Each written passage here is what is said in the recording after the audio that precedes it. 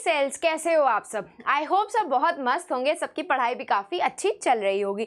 जिसको और अच्छा बनाने के लिए आ गई हैं आपकी अपनी Khushboo ma'am, biology master teacher at Vedantu. तो आज का हम ऐसे स्कोर बूस्टर्स, आपके 101% आपका स्कोर ज़रूर बूस्ट होगा, ऐसे इंपॉर्टेंट PYQs करने वाले हैं अपने तीनों ही इंपॉर्टेंट चैप्टर्स के, जो कि fundamental unit of life, tissues and improvement in food resources. तो भाई ये सारे PYQs को मेरे साथ प्रैक्टिस करने के लिए स्टार्ट से लेकर एंड तक पूरा सेशन अटेंड करना। तो चलो let's begin our session with the important वाला PYQs। चलो भाई एक मोटिवेशनल कोट तो जरूरी है। क्या बोलता है public? Believe in yourself and anything is possible. Exactly भाई, खुद पे भरोसा है कि नहीं है? अगर खुद पे भरोसा है तो एवरीथिंग इज पॉसिबल, सब कुछ कर सकते हो। ठीक है, चलो let's start with our very first question. Explain the functions and the structure of Golgi bodies. भाई गोल्गी बॉडीज का यहाँ पे डायग्राम भी आप ड्रॉ कर सकते हो।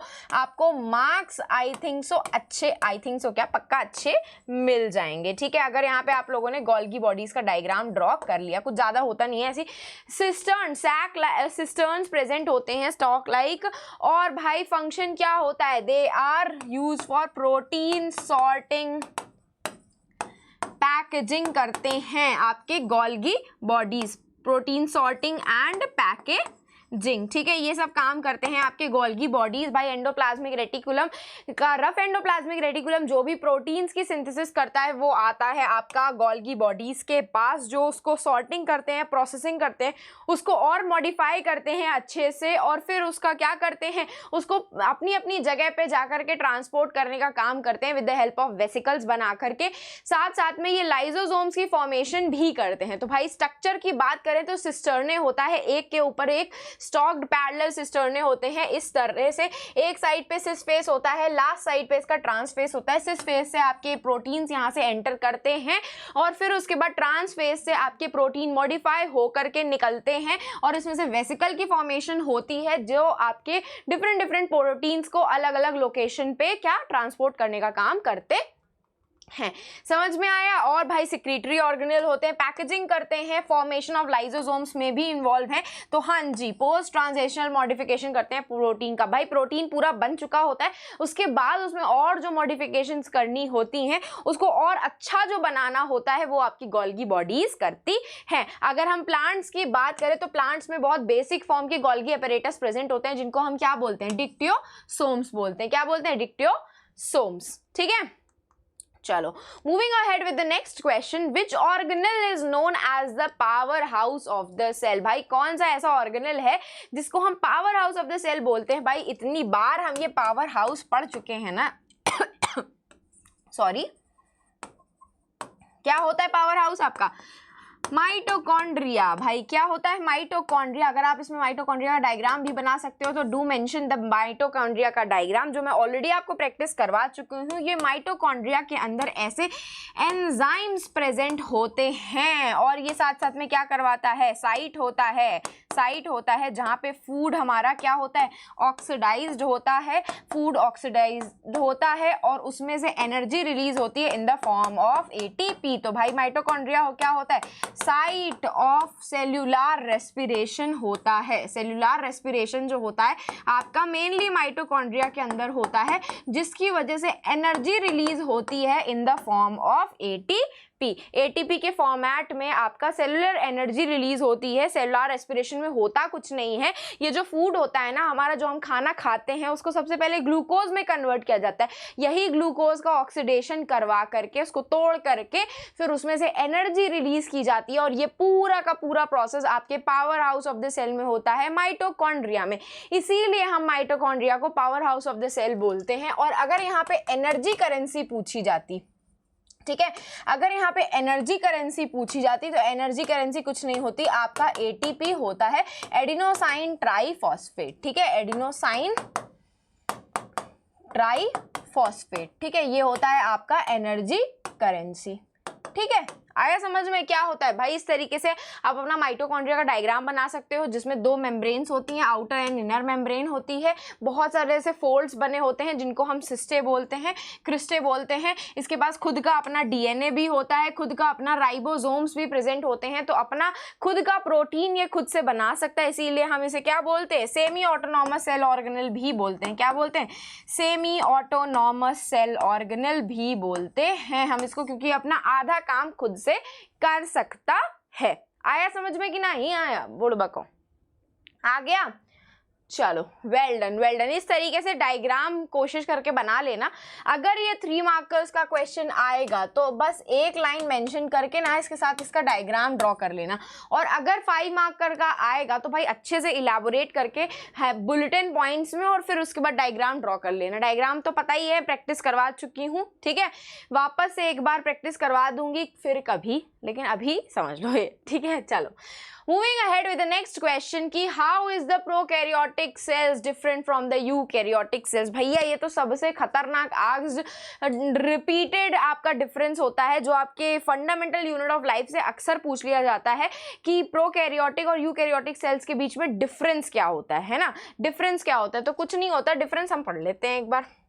देखो ये डिफरेंस ना इनके न्यूक्लियस के बेसिस पे हम यूजुअली करते हैं। किसके बेसिस पे, न्यूक्लियस के बेसिस पे। अगर मैं प्रोकैरियोट्स की बात करूं तो अनडिफाइंड न्यूक्लियर रीजन होता है उनके पास। कैसा होता है, अनडिफाइंड न्यूक्लियर रीजन होता है, मतलब कि उनका जो न्यूक्लियस होता है ना उसके ना आसपास कोई न्यूक्लियर मेम्ब्रेन प्रेजेंट होती है, ना कोई न्यूक्लियर स्पोर प्रेजेंट होती है, ना कोई न्यूक्लियोप्लाज्म, कुछ नहीं होता है, ना न्यूक्लियोलस प्रेजेंट होता है।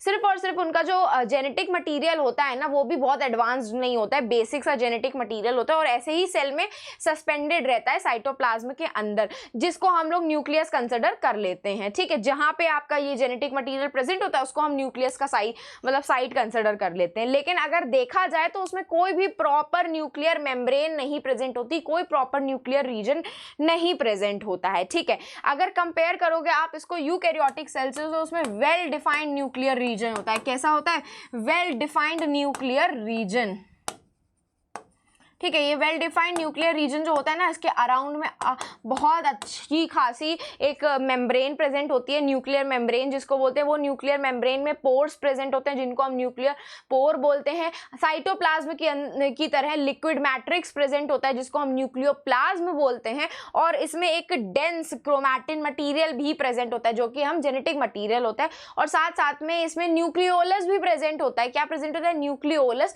जो कि किसकी सिंथेसिस करता है, राइबोसोम्स की सिंथेसिस करता है, ठीक है। तो इसी तरीके से बेसिक डिफरेंस अगर आप देखोगे ना तो प्रोकैरियोटिक सेल जो होते हैं वो स्मॉलर इन साइज होते हैं, जैसे कि बैक्टीरियल सेल आप बोल सकते हो। बैक्टीरियल सेल प्रोकैरियोटिक सेल होते हैं, काफी स्मॉल इन साइज होते हैं, जबकि यूकैरियोटिक सेल जैसे कि एनिमल सेल, प्लांट सेल काफी लार्ज इन साइज होते हैं। इनका साइज ये लिखा हुआ है, साइज याद ना रहे तो भी कोई दिक्कत नहीं है। अगर प्रोकैरियोटिक सेल की बात करोगे तो न्यूक्लियस के अंदर सिर्फ और सिर्फ हेरिडिटी मटीरियल प्रेजेंट होता है, एक्सेप्ट दैट उसमें कोई प्रॉपर फीचर नहीं होता उसका, जैसे कि न्यूक्लियर मेम्ब्रेन बोल लो, न्यूक्लियोलस बोल लो, न्यूक्लियोप्लाज्म बोलो, कुछ भी नहीं प्रेजेंट होता है। जबकि यूकैरियोटिक सेल में एक प्रॉपर ऑर्गेनाइज्ड न्यूक्लियस होता है जिसमें हेरिडिटी मटेरियल जो होता है एक प्रॉपर न्यूक्लियर एनवेलप से, न्यूक्लियर मेम्ब्रेन से सराउंडेड होता है। इसमें जो क्रोमोसोम प्रेजेंट होता है, जेनेटिक मटीरियल जिसको हम बोलते हैं, सिंगल क्रोमोसोम होता है। कैसा होता है, सिंगल क्रोमोसोम। जबकि यूकैरियोटिक सेल में तो ऐसे बहुत सारे थ्रेड लाइक क्रोमोसोम्स प्रेजेंट होते ही हैं, आपने डायग्राम में देखा ही है। न्यूक्लियोलस बताया था एब्सेंट होता है प्रोकैरियोटिक सेल में। जब न्यूक्लियस ही वेल डिफाइंड नहीं है तो न्यूक्लियोलस कहां से आएगा, ठीक है। इनके न्यूक्लियस को ना हम लोग न्यूक्लियोइड बोलते हैं, इनके न्यूक्लियस को हम लोग न्यूक्लियोइड बोलते हैं, ठीक है। जबकि आपका यूकैरियोटिक सेल में एक प्रॉपर न्यूक्लियोलस प्रेजेंट होता है जो कि राइबोसोम्स की सिंथेसिस करता है। इसके अलावा जो डिफरेंस होता है कि membrane bound cell organelle prokaryotic cell में नहीं होती हैं। कोई भी सेल ऑर्गेनेल अगर प्रेजेंट होगी ना उनमें कॉमनली जो भी प्रेजेंट होती हैं उनमें सेल मेम्ब्रेन नहीं प्रेजेंट होती है, ठीक है। जैसे कि हमारे यूकैरियोटिक सेल में प्रॉपर मेम्ब्रेन प्रेजेंट होती है एंडोप्लाज्मिक रेटिकुलम में, और आपका क्या था, माइटोकॉन्ड्रिया में डबल मेम्ब्रेन प्रेजेंट होती है, लाइसोसोम, प्लास्टिड, इन सब में मेम्ब्रेन प्रेजेंट होती है, लेकिन प्रोकैरियोटिक सेल में कोई भी सेल ऑर्गेनेल में प्रॉपर मेम्ब्रेन नहीं प्रेजेंट होती है। और ये किससे डिवाइड करते हैं, एक सेक्सुअल मेथड कौन सा परफॉर्म करते हैं, फिजन या फिर बडिंग के प्रोसेस के थ्रू। और अगर यूकैरियोटिक सेल की बात करोगे तो वो लोग माइटोसिस और मियोटिक डिवीजन परफॉर्म करते हैं। माइटोसिस वो नॉर्मल बॉडी सेल्स में परफॉर्म करते हैं और मियोसिस वो लोग आपके सेक्स सेल्स में परफॉर्म किए जाते हैं, जो कि आपका गैमीट्स फॉर्मेशन के लिए हेल्प करता है, ठीक है, जो कि आपका गैमीट फॉर्मेशन में हेल्प करता है। तो this was the basic difference between the prokaryotic and the eukaryotic cell. Moving ahead with the next question, how does an amoeba obtains its food. अब यहाँ पे ना सबसे अच्छी चीज क्या कर सकते हो, एक मस्त सा डायग्राम बना सकते हो अमीबा का। ये बना दिया अमीबा का हमने डायग्राम, ठीक है।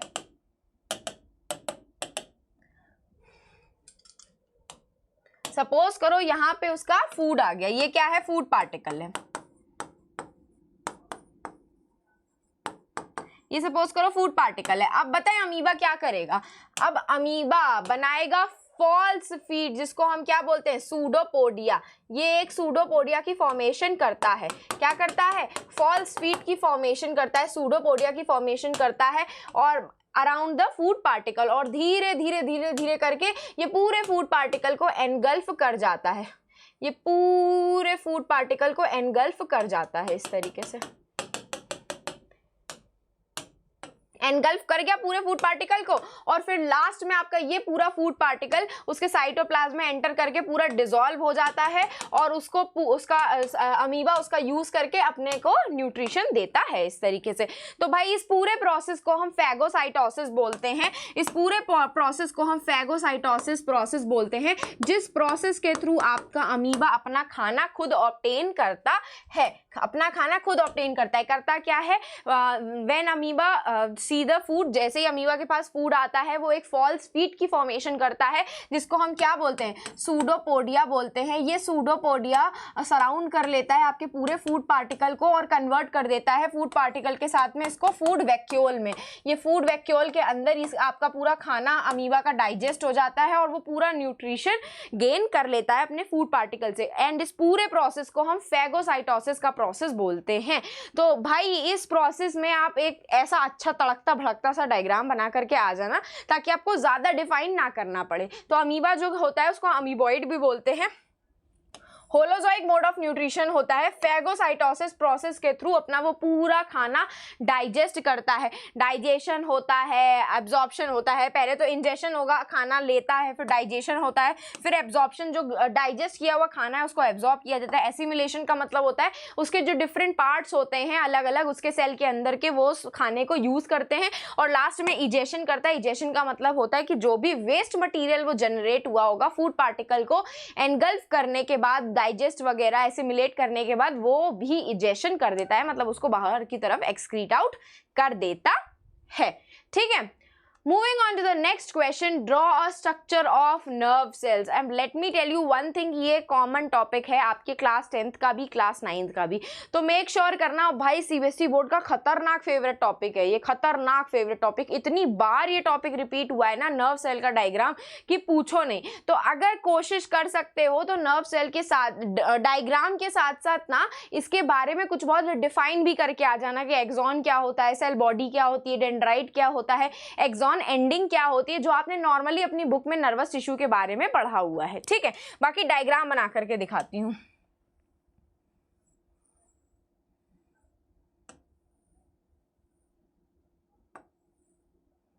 थोड़ा सा गड़बड़ हो गया।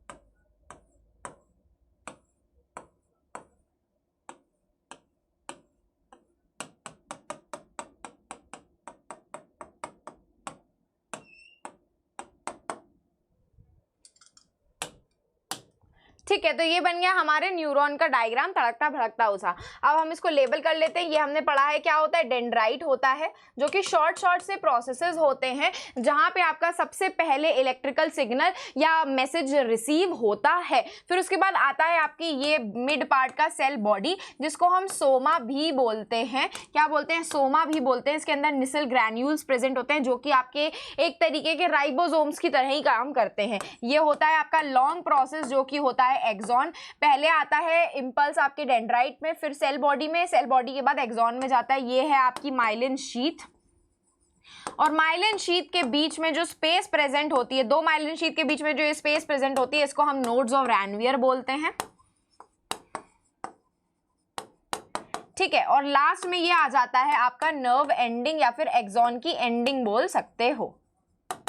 और यहाँ पे आकर आपका जो इलेक्ट्रिकल इंपल्स होता है ना, वो एक केमिकल इंपल्स में कन्वर्ट हो जाता है विद द हेल्प ऑफ न्यूरोट्रांसमिटर्स, और फिर वो केमिकल इंपल्स में ट्रांसफर हो करके जब दूसरे न्यूरॉन के डेंड्राइट पे जाता है तो अगेन इलेक्ट्रिकल इंपल्स में कन्वर्ट हो जाता है। ठीक है, तो इस तरीके से पूरा नीट एंड क्लीन डायग्राम बना लेना एक्सॉन का। एक्सॉन के बारे में भी चाहे तो न्यूरॉन के बारे में थोड़ा सा लिख भी लेना कि एक्सॉन क्या होता है, डेंड्राइट क्या होता है और सेल बॉडी क्या होती है, या तो फिर उसके दो फंक्शन लिख करके आ जाना कि इट कैरी नर्व इम्पल्सेस और it carry electrical impulses to and from the brain and the spinal cord and it also helps to transmit the impulses, और या फिर ये लिख सकते हो कि ये it forms the structural unit of our nervous system. ठीक है, मूविंग अहेड, भाई यही था आपका। न्यूक्लियस प्रेजेंट होता है, एक्सॉन, ये माइलिन शीथ होती है, इसके बीच में श्वान सेल्स होते हैं। दो माइलिन शीथ के बीच में जो स्पेस प्रेजेंट होती है उसको हम नोड्स ऑफ रैनवियर बोलते हैं। ये है डेंड्राइट, और लास्ट में आ जाता है आपका एक्सॉन टर्मिनल। ठीक है, चलो moving ahead with the next question, what is the function of connective tissue, explain it's type. भाई इतने सारे टाइप हैं कि पूछो नहीं। अगर कनेक्टिव टिश्यू का फंक्शन देखोगे तो उसके नाम से ही हमें समझ में आ रहा है कि ऐसा टिश्यू जो चीजों को कनेक्ट करने का काम करता है। क्या करने का काम, कनेक्ट करने का काम करता है। जैसे कि बोन हो गया, एडिपोज टिश्यू हो गया, रेओलर टिश्यू हो गया, लिगामेंट हो गए, टेंडिन हो गए, ये सब क्या कर रहे हैं, कोई ना कोई आपके बॉडी के पार्ट को ज्वाइन करने का काम कर रहे हैं। बहुत सारे इसमें से ऐसे होते हैं जो आपको प्रोटेक्शन का काम परफॉर्म करते हैं, सपोर्ट प्रोवाइड करते हैं, प्रोटेक्शन प्रोवाइड करते हैं। ठीक है, और क्या क्या प्रोवाइड कर सकते हैं, आपकी बॉडी को स्ट्रक्चर प्रोवाइड कर रहे हैं। ठीक है, कर रहे हैं। जैसे कि बोन हो गया, आपका बोन भी कनेक्टिव टिश्यू ही होता है, रिजिड कनेक्टिव टिश्यू होता है, और आपका ये क्या करता है, आपका एंडोस्केलेटन फॉर्म करता है। अंदर जो आपका स्केलेटन प्रेजेंट है उसको फॉर्म करने का काम करता है। कार्टिलेज आपके बोन्स के सरफेस को स्मूथ रखने का काम करता है। एरेोलर टिश्यू क्या करते हैं, स्पेसेस को फिल करने का काम करते हैं in between the internal organs, उनको सपोर्ट करते हैं, उनको प्रोटेक्शन प्रोवाइड करते हैं। कोई भी ग्रोथ करवानी होती है, रिपेयर करवाना होता है टिश्यूज का, तो वो करवा रहे होते हैं। एडिपोज टिश्यू जो फैट मॉलिक्यूल्स, उनमें फैट ग्लोब्यूल्स प्रेजेंट होते हैं, वो आपको क्या प्रोवाइड करते हैं, इंसुलेशन, कुशन प्रोवाइड करते हैं। तो इसी तरीके से आपके कनेक्टिव टिश्यू कैसे होते हैं, supporting organs and cells, transporting nutrients, waste, defending against the pathogens, fat को स्टोर करते हैं, बहुत सारे रिपेयरिंग में काम करते हैं, और एक and is composed of extra cellular matrix with a limited number of cells. Extra cellular matrix जो होता है मतलब फ्लूइड कंपोनेंट जो होता है, इसका फ्लूइड में होता है, जेली लाइक होता है, काफी डेंस भी होता है, और बहुत ही कम अमाउंट के सेल्स आपके कनेक्टिव टिश्यू में प्रेजेंट होते हैं। ठीक है, चलो तो भाई क्या क्या होते हैं कनेक्टिव टिश्यू। आपके कनेक्टिव टिश्यू जो होते हैं, एक होते हैं स्पेशलाइज्ड टाइप के, एक कनेक्टिव जो प्रॉपर होते हैं, जिसमें आ जाता है आपका डेंस कनेक्टिव टिश्यू। इतना सब पढ़ने की जरूरत नहीं है, हमने नॉर्मली पढ़ा हुआ है कि बोन होता है, बोन कनेक्टिव टिश्यू होता है, कार्टिलेज कनेक्टिव टिश्यू होता है, एरेोलर होता है, एडिपोज होता है, टेंडिन होता है, लिगामेंट होता है, ब्लड होता है, ब्लड के आपके WBCs, RBCs, प्लाज्मा, लिम्फ, ये सब हमने अपने कनेक्टिव टिश्यू पढ़ रखे हैं। मूविंग अहेड, तो भाई ये रहा हमारा dense connective tissue, adipose tissue, areolar tissue, blood connective tissue and compact tissue आपका। ठीक है, चलो moving ahead with the next question, what are the different cropping systems. लो भाई, आपके इंप्रूवमेंट इन फूड रिसोर्सेज का एक क्वेश्चन आ गया कि क्रॉपिंग सिस्टम क्या होता है। जरा मैं पानी पी लूं, उसके बाद दोबारा से स्टार्ट करते हैं। ठीक है,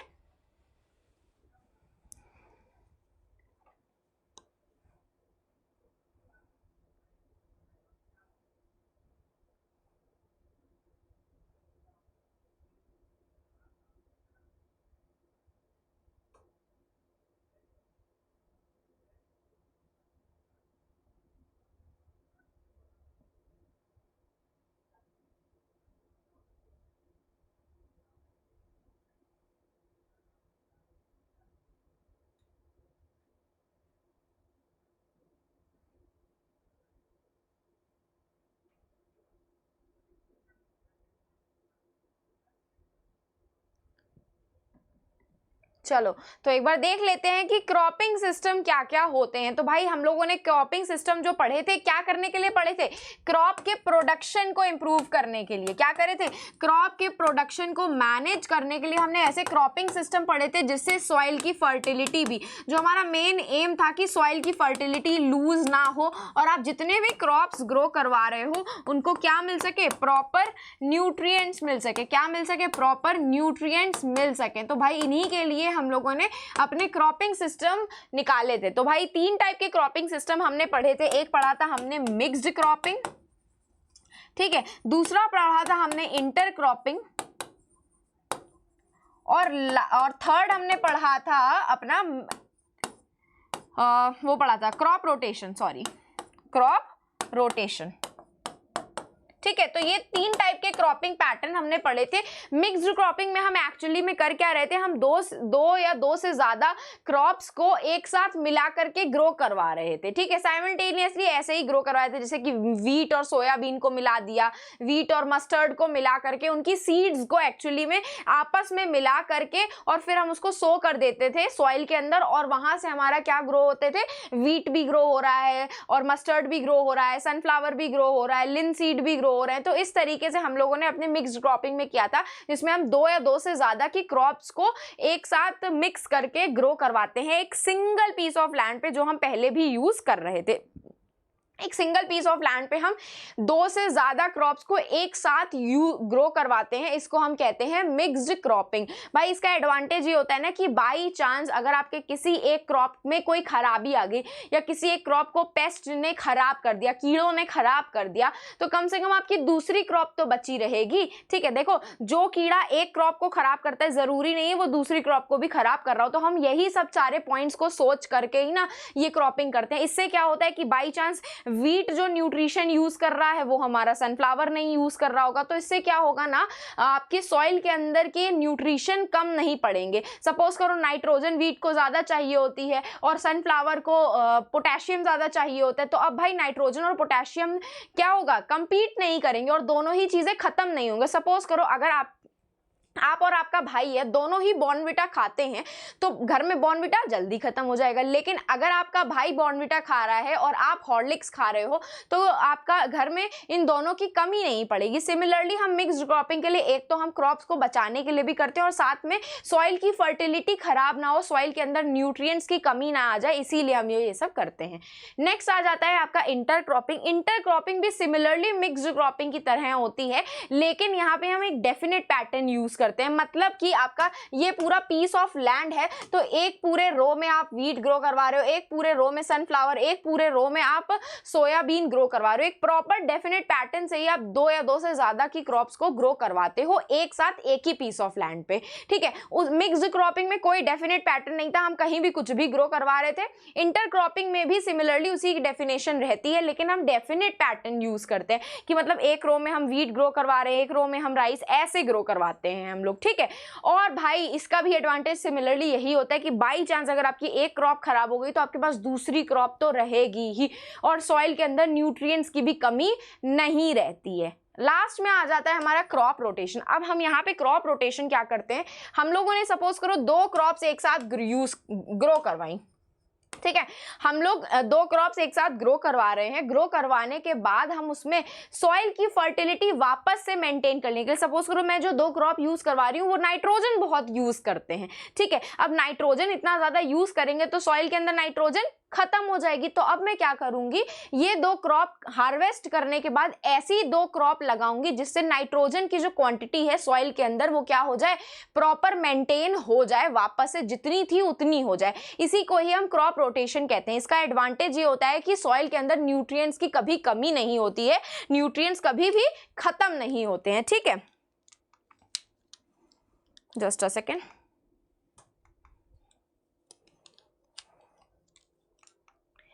ठीक है, तो क्रॉप रोटेशन क्या होता है, different crops are cultivated in the same area pre plan succession में। प्री प्लान सक्सेशन मतलब जैसा हमने सोचा है, जैसे मैंने अभी आपको बताया ना, वैसे ही हम करते हैं। ऐसी कैटेगरीज को यूज करते हैं जो हम 1 साल में 2 साल में बहुत बार रोटेट कर सकें। 2 क्रॉप ग्रो करवाई, फिर मैंने उसके बाद ऐसी क्रॉप्स ग्रो करवाई कि न्यूट्रिएंट्स मेरे वापस से रिप्लेनिश हो जाएं सॉइल के अंदर जो खत्म हो गए थे। तो ये 3 तरीके के हमने क्रॉपिंग पढ़ी थी, जिसमें आता है mixed cropping, inter cropping and crop rotation.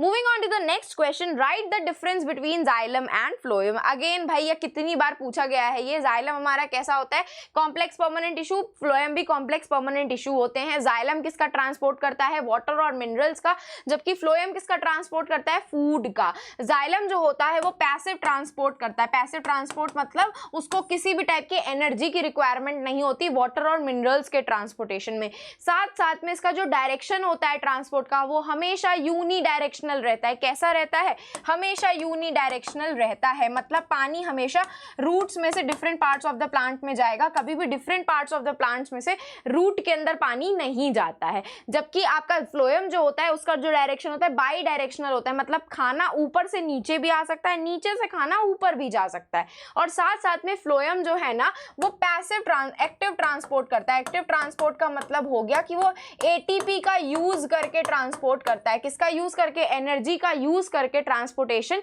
करता है आपका। तो भाई क्या क्या डिफरेंस हो गया, जाइलम जो होता है वाटर का ट्रांसपोर्ट करता है फ्रॉम रूट्स टू लीफ, ये ज्यादातर डेड सेल से बना होता है, इसकी सेल वॉल भी काफी थिक होती है क्योंकि लिग्निन की डिपोजिशन होती है। और ये पैसिव ट्रांसपोर्ट करता है, इसका जो डायरेक्शन होती है यूनी डायरेक्शनल होती है, मतलब एक ही डायरेक्शन में ये वाटर का फ्लो करवाता है। अगर मैं फ्लोएम की बात करूं तो ये फूड कैरी करता है, leaves to the growing part of the plant, living cell से ज्यादा बना हुआ होता है, इसकी सेल वॉल थिन होती है और सेल्यूलोज से बनी होती है। और ये कैसा ट्रांसपोर्ट करता है, एक्टिव ट्रांसपोर्ट, मतलब ये एनर्जी का यूज करके, एटीपी का यूज करके ट्रांसपोर्ट करता है। और ये जो ट्रांसपोर्टेशन का डायरेक्शन होता है ना वो बाई डायरेक्शनल होता है, मतलब खाना ऊपर से नीचे भी आ सकता है और नीचे से खाना ऊपर भी जा सकता है। Moving ahead with the next question, explain the process of osmosis through with an example। तो भाई ऑस्मोसिस क्या होता है, एक ऐसा प्रोसेस होता है जहां पे वाटर जो होता है, वो एक ऐसा प्रोसेस होता है जहां पे वाटर जो होता है move from high concentration to the region of low concentration. The process in which solvent और water molecules move from high concentration to the low concentration without using energy through the semi permeable membrane is known as osmosis. यहाँ पे example आप resins का दे सकते हो, किसका दे सकते हो, रेजिन्स का दे सकते हो। सपोज करो I left the raisins in a beaker filled with water overnight. After overnight or in the next day I will look at the raisins and it will be swollen because the osmosis takes place। raisins के अंदर पानी की कमी थी और beaker के अंदर पानी था, तो पानी क्या किया, हाई कॉन्सेंट्रेशन से लो कॉन्सेंट्रेशन में मूव किया और मेरी रेजिन्स क्या हो गई, फूल गई by the process of osmosis. भाई ऑस्मोसिस एक डिफ्यूजन का प्रोसेस होता है जिसमें मॉलिक्यूल्स क्या करते हैं, बिना एनर्जी यूज करके हाई कॉन्सेंट्रेशन से लो कॉन्सेंट्रेशन मूव करते हैं। डिफ्यूजन होता है आपका example would be water rushes into the sponge. Sponge क्या होता है, वो जो स्पंज नहीं होता है, जब एक ड्राई स्पंज को आप वाटर के पैन में डालोगे तो जैसे ही ड्राई स्पंज को आप पैन में डालोगे पानी का ऑस्मोसिस के प्रोसेस के थ्रू पैन में से निकल करके ड्राई स्पंज के अंदर चला जाएगा। यहाँ पे आप स्पंज का एग्जाम्पल भी ले सकते हो, इवन रेजिन का एग्जाम्पल भी आप ले सकते हो। Moving ahead with the next question, differentiate between parenchyma, collenchyma and sclerenchyma on the basis of their cell wall। तो भाई parenchyma क्या होते हैं, पेरेंकाइमा क्या होते हैं, लिविंग सेल्स होते हैं, they are the living cells. और इनकी जो सेल वॉल होती है वो कैसी होती है, थिन होती है और सेल्यूलोज से बनी हुई होती है। ठीक है, कैसी होती है, सेल्यूलोज से बनी होती है। इनका फंक्शन होता है स्टोरेज परफॉर्म करने का। अब मैं बात करूं कॉलेनकाइमा की, तो कॉलेनकाइमा भी कैसे होते हैं, आपके लिविंग सेल्स होते हैं। इनकी जो सेल वॉल होती है अनइवनली थिकेंड होती है। अनइवनली थिकेंड का मतलब कहीं कहीं पे मोटी होगी, कहीं कहीं पे पतली होगी। और इसमें किसकी डिपोजिशन होती है, पेक्टिन और सेल्यूलोज की, पेक्टिन एंड सेल्यूलोज की डिपोजिशन होती है। ठीक है, लास्ट में आ जाता है आपका स्क्लेरेनकाइमा।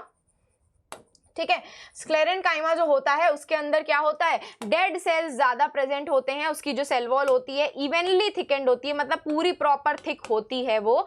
और उसके बाद लास्ट में आ जाता है आपका क्या, ये सेल वॉल किससे बनी होती है, लिग्निन से बनी होती है। इसकी जो सेल वॉल होती है वो लिग्निन से बनी हुई होती है। तो भाई डेड सेल्स होते हैं, चीफ फंक्शन मैकेनिकल स्ट्रेंथ का होता है, मैकेनिकल सपोर्ट का, फ्लेक्सिबिलिटी प्रोवाइड करने का कॉलेनकाइमा का, और स्टोरेज प्रोवाइड करने का पेरेनकाइमा का काम होता है आपका। ठीक है, so this was all about the हमारे 10 PYQs of for your board exam का प्रिपरेशन। तो अगर सेशन पसंद आया हो तो लाइक कर देना, चैनल को सब्सक्राइब करना बिल्कुल भी मत भूलना, और अपने फ्रेंड्स के साथ भी ये सेशन शेयर कर देना जिनको भी ये सारे इंपॉर्टेंट क्वेश्चंस जानने थे। एंड मेक श्योर करना कि आप टेलीग्राम चैनल को ज्वाइन कर लो, जिसका लिंक जो है आपके सेशन के डिस्क्रिप्शन बॉक्स में अवेलेबल है, ताकि आपसे मेरे कोई भी अमेजिंग सेशन के नोटिफिकेशन मिस आउट ना हो। और अगर आपको मुझे फॉलो करना है तो आप मुझे इंस्टाग्राम पे फॉलो कर सकते हो, खुशबू-भाटिया मेरा इंस्टाग्राम का अकाउंट है। एंड अगर सेशन पसंद आया हो तो hit the like button and subscribe to the channel and share with your friends also. तो अब हम फिर मिलेंगे चलते चलते ऐसे ही नेक्स्ट अमेजिंग सेशन में। तो bye bye and take care.